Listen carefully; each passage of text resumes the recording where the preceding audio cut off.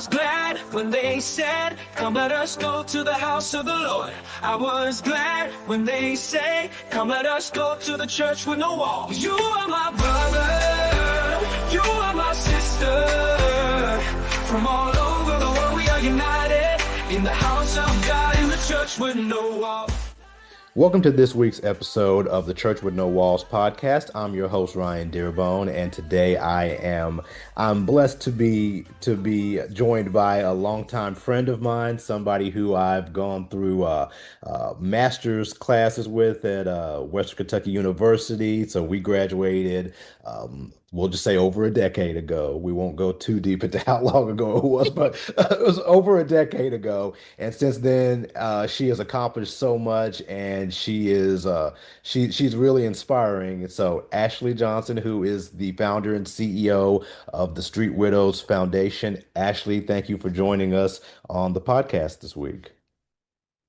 Yes, thank you for having me, and thanks for not dating us. Yeah, over a decade. Yeah, from there, people can guess how long that is. A decade a decade's only 10 years, so it could be on the long side or the short side of it. We'll let them we'll leave that for the audience to figure out. But Ashlee, you have done so much in your life, and you're a professor, you are a public speaker, you've done real estate, you've done a little bit of everything. But I would imagine probably one of the most rewarding things that you've done or that you're doing is the Street Widows Foundation. So just start off, if you wouldn't mind, just tell us a little bit about how Street Widows came to be. What's your story? Where we got to this point? Yeah, so I was living in Atlanta. My husband was shot and killed February 19th, 2020. And so out of that, one, like that happened, and then 2 weeks later, the entire country shut down, right? Like we went into the pandemic. And so I was looking for space. I was just looking for space to grieve. And I did not see a space that was for my kind of grief. And there were so many things that I didn't feel comfortable to say to certain people or in certain spaces. And out of that came the Street Widows podcast, because I'm like there just needs to be a space for people to have these conversations. And I didn't see that. And so in doing the pod, I'm meeting women. And then of course, like social media, like people are in the DMs, and there's so many women who have this shared experience. And it's like, I want to help them, but I'm just a podcast, and I'm a widow myself. So I'm trying to figure it out for myself. I'm trying to build my finances back up and take care of my own kids and all the things. So then I'm like, I'm tired of meeting people and not being able to help them. So let me start a foundation so that I can tap into other people's money and really be able to help my community. And that's like how it was birthed. I really didn't plan on it being a foundation. I always knew that I wanted to do some type of legacy work, more so like in honor of my husband, like like one of the things I want to do is in the projects where he grew up, I want to do like redo the basketball court or something and put his name on it, something like that. So I was thinking along those lines. But it was very organic of just like, I'm meeting women and I want to help them, but I can't. So how do I do that?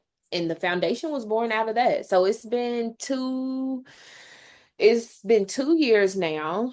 And we have, we've done so much in the 2 years. We have a long way to go, but we've served over 1,000 families. We have been on the news in Louisville several times, just highlighting the work, highlighting the need in the community for the work that we do. We've had monthly meetings. Like last year, we started a consistent monthly meeting cadence. And so we're coming off of our first year of like consistent in-person meeting space. This year, we are launching Widows 911, which is a rapid response initiative. So, immediately when someone is shot or killed, or they overdose, or they're sentenced to more than 5 years in penitentiary, we come in with a rapid response package that includes everything from funeral expenses to like personal maintenance, hair, nails, to mental health, to childcare, housekeeping, like a full package that gives people what they need in those first 90 days. So that's like the big initiative that we're working on this year. But I mean, the heart of the work is just knowing that this happens to people every day, right? People are lost to violence, people are lost to drugs, to incarceration every single day. And there is no dedicated space for this type of grief. And so technically starting in Atlanta, because that's where I was, now in Louisville because that's where I am right now, but this is a national thing. And so I look forward to just scaling and being able to help more people. But really, the mission is one, to just get rid of this stigma that's associated with this type of loss, because the stigma is like the first barrier that you have to overcome. So this thing happens, and then I have to go back to my corporate job. That the judgment, the stares, the whisper, like the stigma that's associated with gun violence or drug overdose. How many times do people overdose and the family doesn't want to share how the person lost their life because it's shame, it's stigma. Same thing with suicide. Yeah. Um, so our mission is one, to just eradicate this stigma, that because anyone could be a victim of gun violence. But then two, that the children who are impacted by these losses, that we help them reach their full potential by supporting their surviving parent. Because we know, if I mean, I'll just use my family as an example. My children have lost their father. I've lost my husband. The way that impacts my kids, the way that it impacts me, then directly impacts my children. So, thank God that I'm just very, like, mentally, I'm a very strong person, and a lot of things I went through through my childhood built me up to be, that strong and just like determined no matter what. But it is very easy to get lost in grief. And 2, 3, 4 years pass you by and you're still laying in the bed. You still can't get back to regular life. And then what does that mean for the kids? They're not getting what they need to reach their fullest potential. So it's twofold for us. It's one, dismantling the stigma and just helping people to see, whether you were involved in a school shooting, a bank shooting, or a drug deal gone wrong, there's a bigger problem that impacts us all, which is gun reform, gun control, gun laws, right? And then the second piece of that is making sure that we can stop this generational cycle of violence, because that's what's happening here. It's 15, 16, 17-year-old kids killing other kids. But our youth have endured a lot of trauma. And who's helping them unpack that trauma? Who's supporting their parents so their parents can help them unpack that trauma and then move forward in positive ways? And you mentioned the stigma of it. A lot of times, I think we watch the news and we see the faces of the people, who were murdered or who were, put in prison for whatever they did. Or you see the numbers, the statistics. It feels like a lot of times that we become desensitized to, we just see numbers. We think, okay, well, this is just a number, this is just whatever, but we don't see the people that are actually suffering. We don't see the families, to your point, the children, the mothers, the brothers, sisters, those who are directly affected by those actions. Talk a little bit about how, when you're changing the stigma, how important it is to stop making people just numbers or just what you see on the news, but to go deeper into understanding what all takes place after this incident happens. Yeah, I mean, I do want to say I have come across some really good journalists who are committed to making people see that it's more than numbers, right? Sure, I've shared my story so many times with different news stations, and one, that takes a different type of strength, right? To like get in front of a camera and talk about this pain. Everyone is not able to do that, and because like I'm trained to do it, I do like hold the responsibility of sharing my story to help other people see. But also I say this a lot. I sit in a space of privilege because I'm college educated. You know, I can be gainfully employed at any moment. It's not very difficult for me to find a job with good pay, with decent pay, you know. And that's typically not most street widow situations. And so I hold a responsibility like in sharing my story and helping people see like behind just the headline that there's an entire family that is impacted by this. And so when we say, oh, what's wrong with this generation and these kids? Well, I mean, I'm making up my own statistics, but from all the research that I've done, I would say that if we talk about Black, I want to say males, but just Black children under the age of 18, about 30% have experienced some type of violence or substance abuse in their household. Mm. How else do you expect the generation to turn out? You know, like without proper support, how do we expect them to excel and be the best that they can be if we're just looking at the problem like, oh, another person's dead, or oh, another Black person killed another Black person, but there's a mother, there's there's always a woman of some kind, right? Whether it's a wife, a girlfriend, a baby mama, a side piece, you know, like Yeah, what, yeah, there's always a woman, right? yeah. And then the kids. And so it truly is it's so much bigger than what we see, and what we're living through these times of such crazy violence that we've never seen before. Of course, one is access to guns, but then two, it is that we're just looking at it as a number, or you're sitting, you know, in your house on the hill and you're watching what's going on over here and think that it doesn't impact you until the kid who father was killed in front of him when he was 14 years old, and mama just couldn't recuperate from grief and she started using drugs, and now this kid comes and robs your house.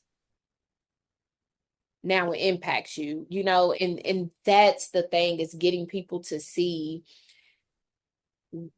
we're all one ecosystem. What happens over here impacts you over here. You just think that it doesn't until it does. And so you mentioned you guys have helped over 1,000 families. When they come to you or when you meet them, I'm sure they're in varying states. Maybe some are in a state where they've kind of worked through some of the grief and some of the pain. Some it's fresh. How do you how do you assess how to be of like best benefit to them? Man, if I'm being honest with you, Ryan, I'm still learning that. It's not an easy thing at all. And then sometimes I'm triggered, you know, hearing people's stories and just sharing that space with them. But the main thing is what do you need if you can verbalize that? And allowing people to tell us where they are, because grief looks different for everyone. And my year one looks different than someone else's year one, you know? And so when we initially meet families, it's what do you need right now? Is it financial? Is it mental? Is it just support? Is it a break from the kids? You know, like what do you need? And sometimes people don't know what they need. They're you know, they're just in that sunken place and they can't even articulate what they need. And that's okay too, because you know, as widows, like as impacted people, which our entire board is made up of widows. And that was very intentional. But like in doing the work, we've been there. So we know that space too. And we know what it's like for people to ask, like, well, what do you need? I don't know. I don't know what I need. I don't even know, you know, I'm barely waking up and making it through the day. I don't know what I need. And so even holding space for people who don't know what they need, but that's typically how it starts. It's like, okay, this thing has happened. And I usually reach out to people, like I just go find, I become a stalker and I just find people on social media, or I find people who know the person. Yeah. And I'm like, hey, I have this organization. I would love to help in any way that we can. Because we're also very grassroots, right? We don't have like huge donors, huge funding. But I usually just reach out to people and ask, what do you need? And sometimes I can help them with it. Yeah. Sometimes I can't. Sometimes I have to refer them to other resources.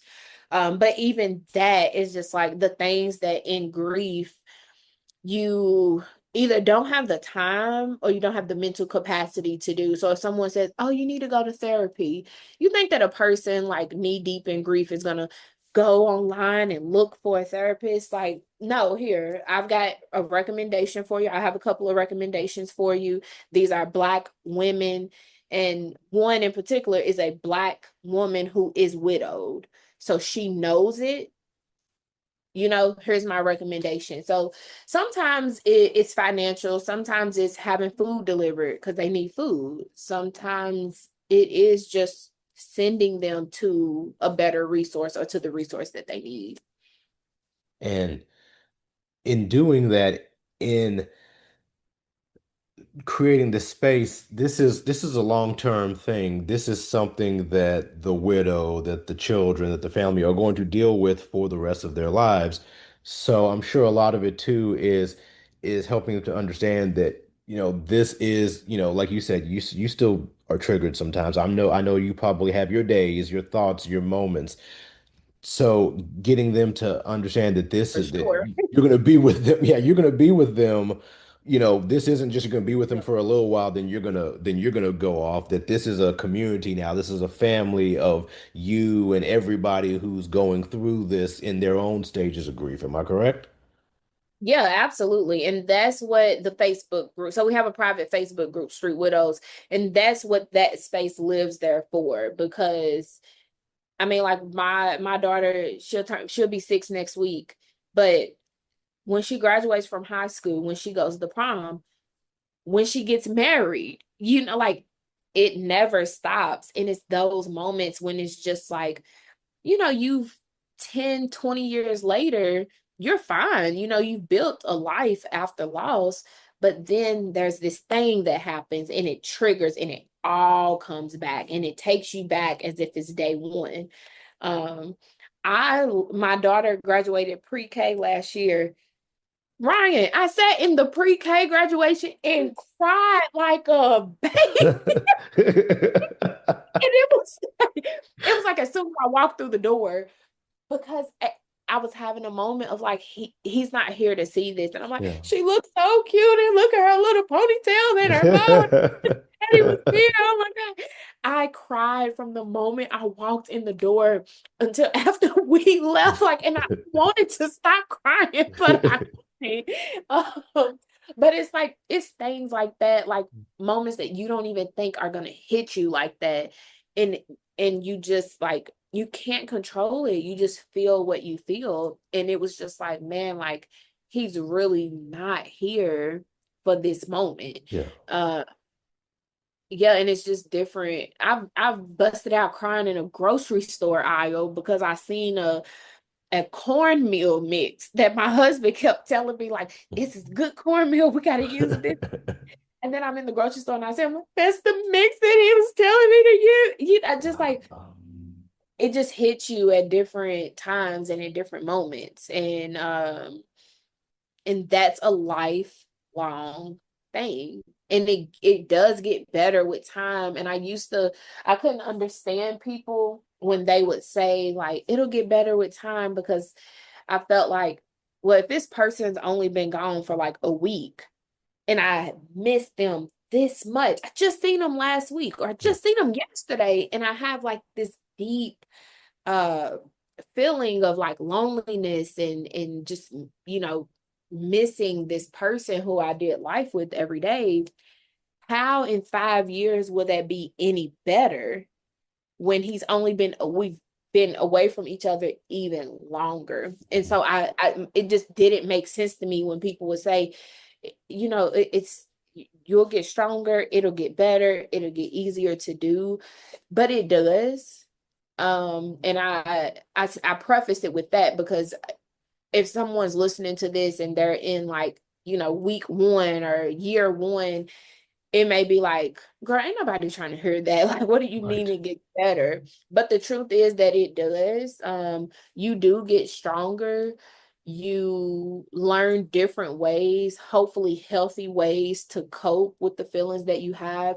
But then, like, life just goes on. And that's the thing that hurts the most, is like that life continues, but it does. And you make new memories and you have new things to be joyous about, to find gratitude in. And then you look up, and like me, I'm in year 5, and you're like, it's okay. I'm okay. My Yeah. kids okay. They're happy, they're healthy, like we're actually doing this. Um, and then you have other days when it's like, my kid is in trouble at school. Like, am I doing this parenting thing right? I'm not supposed to be doing this by myself. I didn't sign up for this. So it's, oh wow, a cardinal bird just flew and landed like right on my roof. That's crazy. You know what they say about cardinal birds, that they're spirits. Oh. But it's this total sidebar, but still like a good story for Yeah. Pies. So I bought a condo a month ago now. I think this is like week 4. And I have this sunroom and I had the door open. I was in the kitchen and I'm hearing birds chirping like crazy. And I'm like, why does it sound like a parakeet or something? It's like the bird was talking. It sounded like the chirp was saying, birdie, birdie, birdie. Oh, And I was wow. it caught my attention Yeah. because I've just never heard a bird chirp sound like that. It sounded like the bird was talking. And it was very loud and persistent. So it caught my attention enough that I'm like, okay, let me walk out. Like, is the bird on my window? Like, where is Yeah. the bird? Bird's this loud. I walk out. There's a cardinal bird, which I don't think they chirp. I don't Nothing I'm think aware cardinal of. birds chirp. Yeah. So there had to have been another bird, but I walked out and there was a cardinal bird and it was just sitting here and it was just looking at me. And as soon as I came outside, the bird that was chirping stopped. Oh, The wow. cardinal bird like just sat there for like 10, 15, maybe like 15, 30 seconds. And then it just flew away. And I have never heard that chirp again like that in the past 4 weeks that I've lived here. Now the birds do chirp, Yeah. but loud like that and like to sound like a word. Wow. Even I hear him chirping right now. It does not sound like a word, you Yeah. know? So that like moments like that it's like, okay, like, and I was having a day. I was moving into my place. I'm like, I'm moving all this stuff. I'm not, like I'm supposed Yeah. to have a husband here to help me.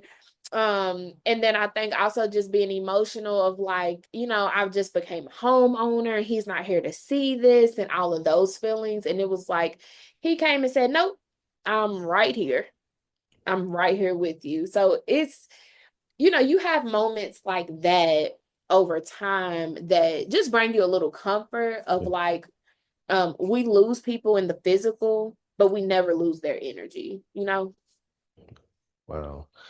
So men, do you have widowers? Do you run into some widowers, men who are kind of going through maybe similar? Have they been kind of coming forward as well? No, we have not, and we're open to that, right? Yeah. But we have not.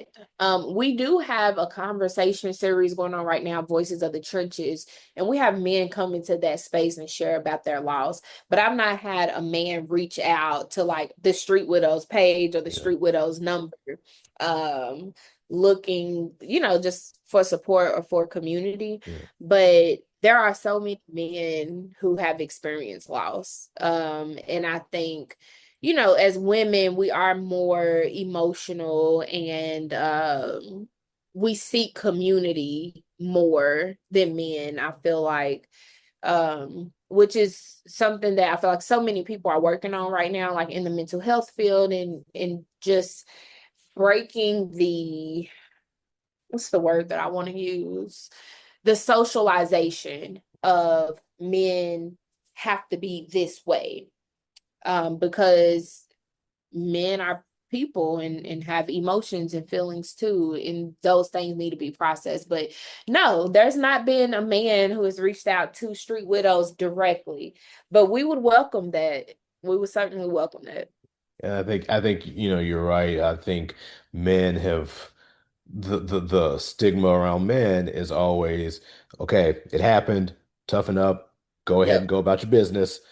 But I'm sure there are men that are hurting. I've known men who've lost wives to, to cancer or to something, and that in those quiet moments that or with a friend, they may mention, hey, I really miss this person or I really feel this way, but for the outside world, they don't. And I can Yeah. imagine, as a woman, as a mother, as somebody who's living her life, like you've kind of mentioned it, you have to kind of keep moving, but when your kids are asking, hey, I miss my dad, I miss him. What happened? Why is he not here? Yes. Those have to be the moments that are just like, okay. And I can only imagine during the pandemic when everything shut down, there's no real, I mean, you can't really get to people like you used to. Yep. And going through that process during that time had to be extremely hard.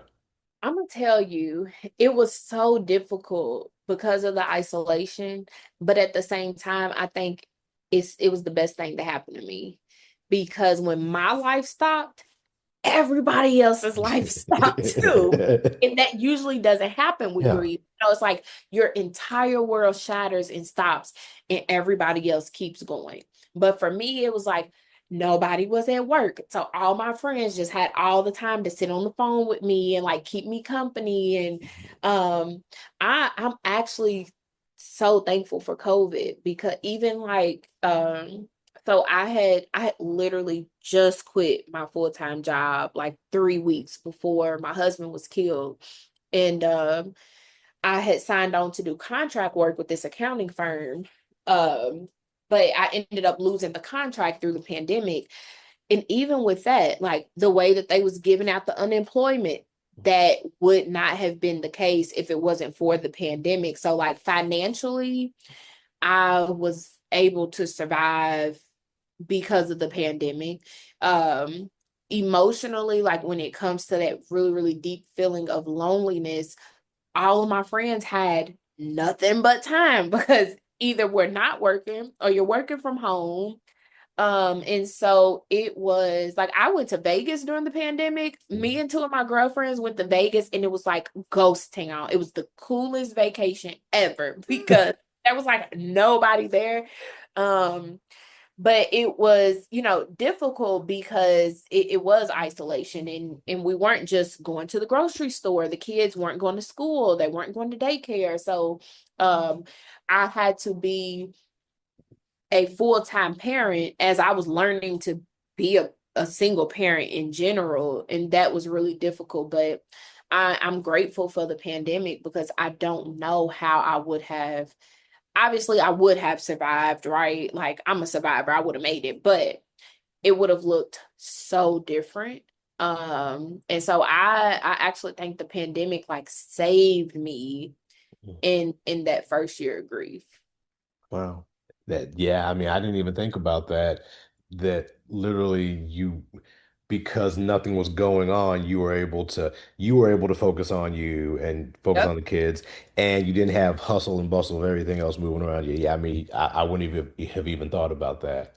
So for somebody who is maybe in that dark place, who is in that place where they don't know what to do, don't know what to say, don't know where to go, what's the advice? Even if they're not ready maybe to connect with street widows, what's the advice for what do they need to do? How do they need, I mean, everybody's different, but what are some options and how to proceed? Man, I tell people wake up and do one thing every day. Just one thing. If it's brushing your teeth, if it's taking a shower, if it's, playing a game with your kids, like whatever the thing, because there were days, I mean, I didn't shower for probably the first week. And it was like, okay, you need to take a bath. Mhm. It's starting to be funky around here. You gotta get stuff out there. But yeah, I tell people just wake up every day and do one thing.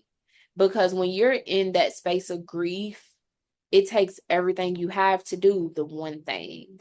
It was so many times I would forget to feed my kids because my son with his autism was nonverbal and my daughter was just a little baby, so she couldn't talk. And I would just lay in the bed and cry and look up and it's 6 o'clock and I ain't fed my kids. So if feeding the kids is the one thing that you do, it's just like every day wake up and do one thing, but make it something different each day. And that's how you build, like it's like you get into a car accident, you got to learn how to walk again. It's like you have to learn how to live life again. And that's what I always tell people, one thing a day and build on that. um and it might not be daily, it might be weekly, it might be this week I took a shower every day. Now next week I'm gonna add brushing my teeth in, or I'm gonna add cleaning my bedroom, or cleaning my kitchen, or whatever it may be. It looks different for everybody.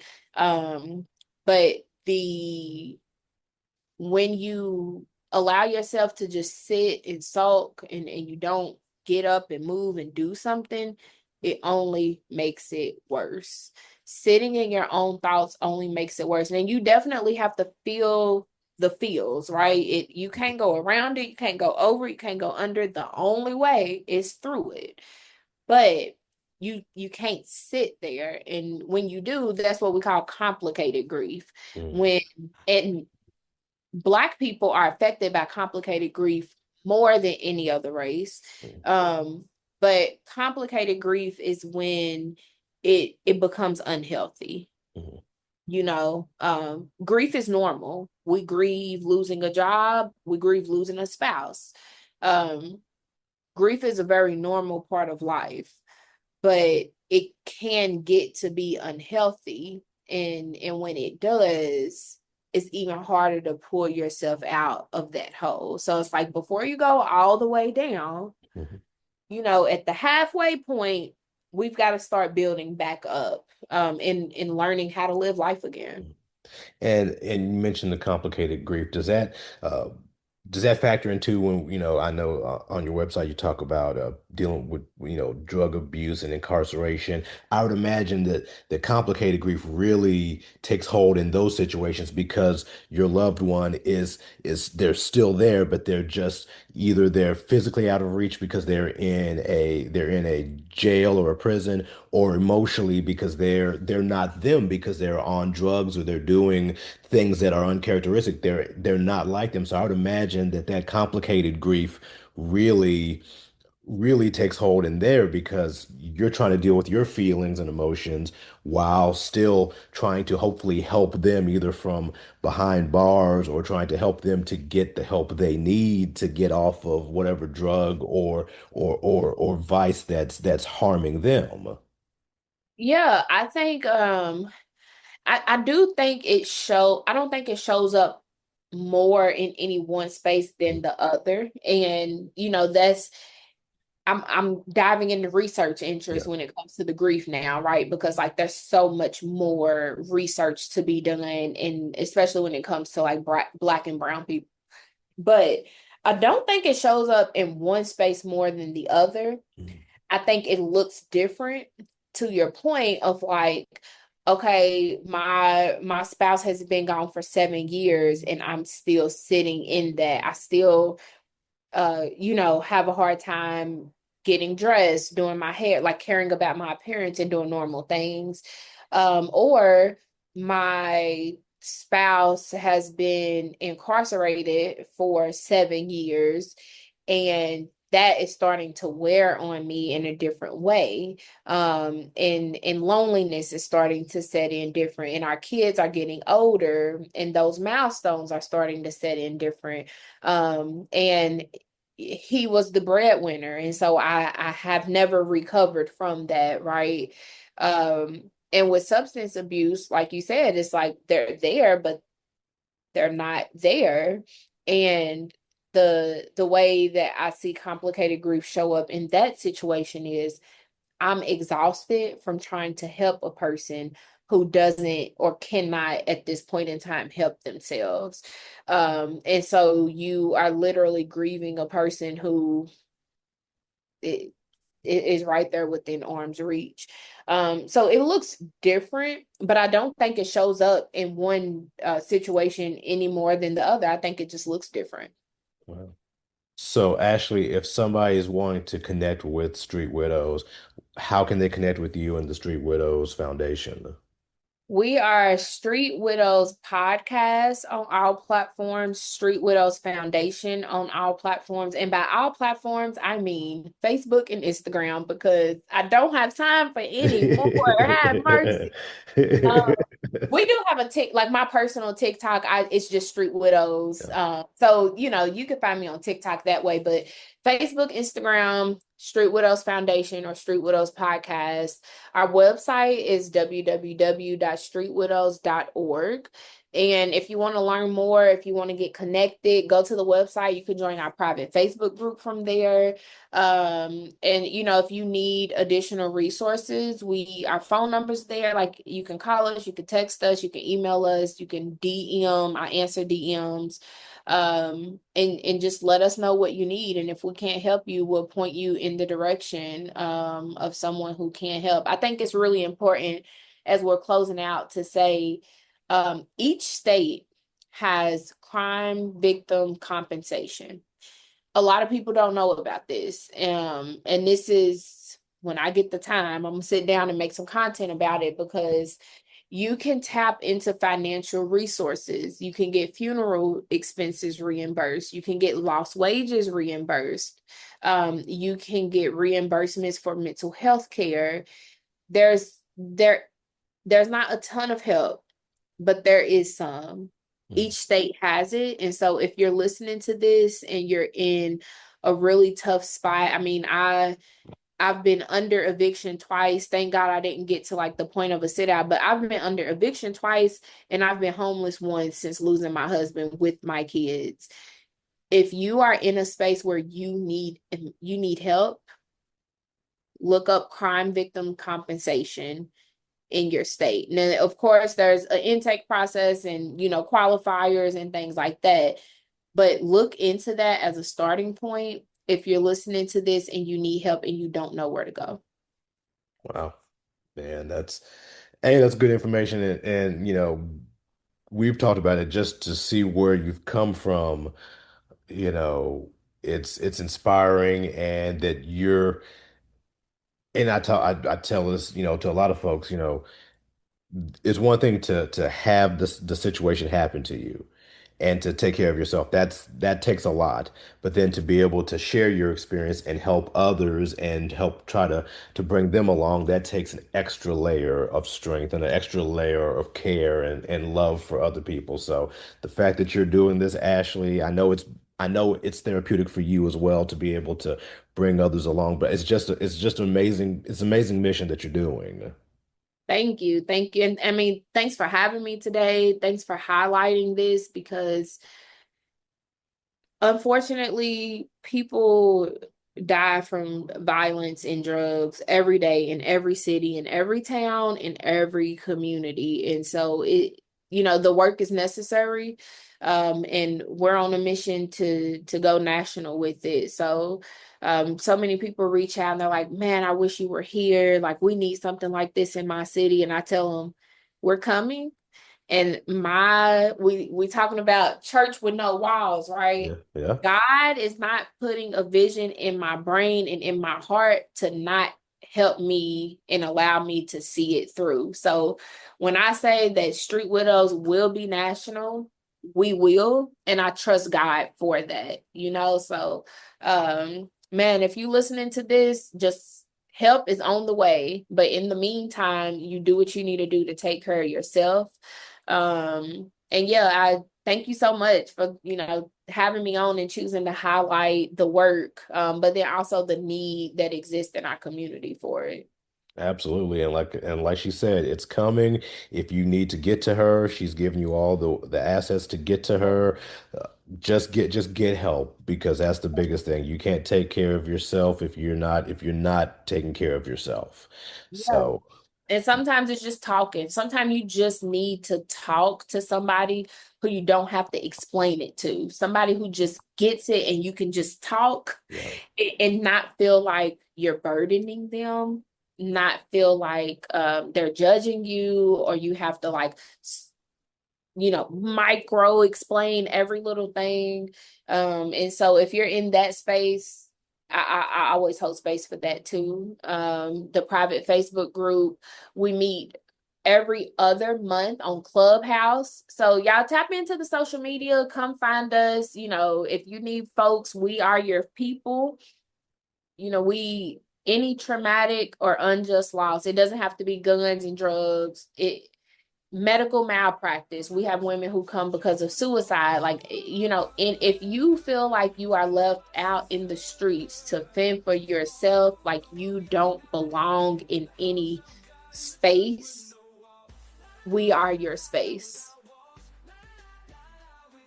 Then can't say any better than that. So with that, Ashlee, thank you again. We've been talking to Ashlee Johnson, the founder and CEO of Street Widows Foundation. I'm your host, Ryan Dearbone, and as always, take care and be blessed. You are my sister. From all over the world, we are united in the house of God, in the church with no walls. La, la, la, la, la, without walls.